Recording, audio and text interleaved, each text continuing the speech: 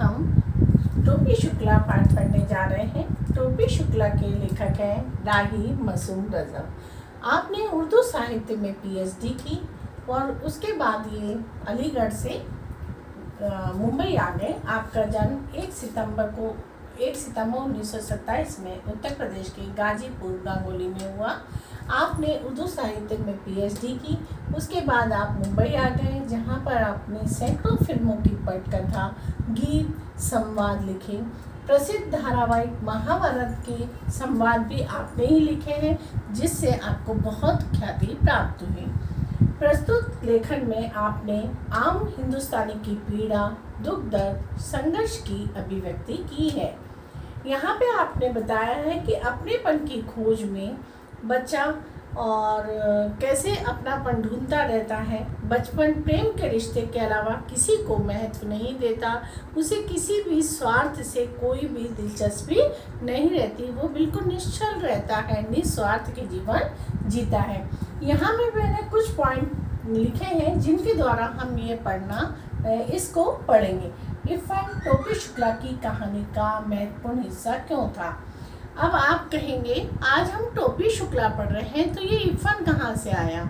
इरफान और टोपी दोनों स्वतंत्र व्यक्तित्व हैं। दोनों का लालन पालन अलग अलग घर में हुआ, अलग वातावरण है, अलग अलग परंपराएं हैं, परंतु दोनों एक दूसरे के बिना अधूरे हैं, क्योंकि उनमें एक इतना घनिष्ठ संबंध था जिसमें उन्होंने कभी जाति पाति भेदभाव, ऊंच नीच के भेदभाव को कभी महत्व नहीं दिया था।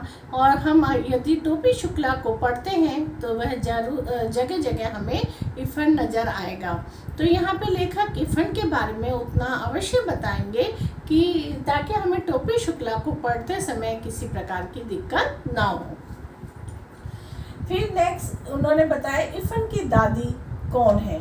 इरफान के घर में उसकी दादी है, मम्मी है, पिता है उनके, उसकी बहन है और उसकी दादी है। उसकी दादी पूरब की है और जमींदार की बेटी है। जब वे ब्याही गई तो मौलवी से उनका विवाह हुआ और वे लखनऊ आ गई। लखनऊ आने पर वे वहाँ की, क्योंकि वे जमींदार की बेटी थी तो वहाँ पे बहुत सुविधा थी, दूध दही घी खाती हुई आई थी, परंतु मौलवी के घर में आकर यह सब कुछ संभव नहीं था। वहाँ पर आकर उन्हें मौलवी बन जाना पड़ता था। वे दूध दही घी आदि खाने के लिए तरस जाती थी, इसीलिए उन्हें हमेशा पीहर जाने की बहुत इच्छा रहती थी। इरफान की दादी को उनके घर में अपनापन कम मिलता था।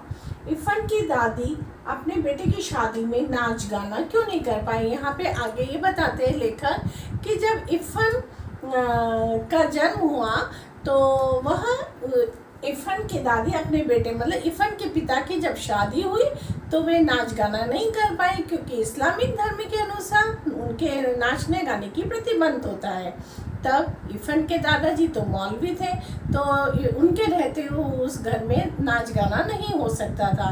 तो इरफान की दादी मन महसूस कर रह गई, परंतु जब इरफान का जन्म हुआ तो वे खूब देर खोलकर उन्होंने नाच गाना किया, क्योंकि इरफान का जन्म उसके दादाजी की मृत्यु के बाद हुआ था। यहाँ पे उन्होंने बताया है कि वे अपनी मर्जी का क्यों नहीं कर पाई थी।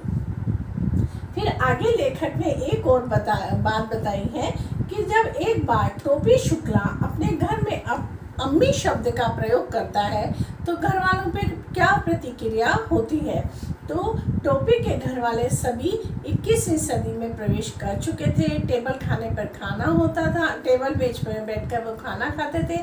तो उस दिन सब खाना खा रहे थे, सब पूरा परिवार एक साथ बैठा हुआ था कि अचानक उसकी मम्मी ने बैंगन का भरता बनाया था। टोपी ने कहा कि अम्मी जरा बैंगन का भरता तो देना, और यह शब्द सुनते ही जितने भी लोग थे सभी के हाथ रुक गए, सबकी आंखें टोपी के चेहरे पर थी और सभी के मन में एक ही प्रश्न था, आखिर यह अम्मी शब्द इस घर में कैसे आया।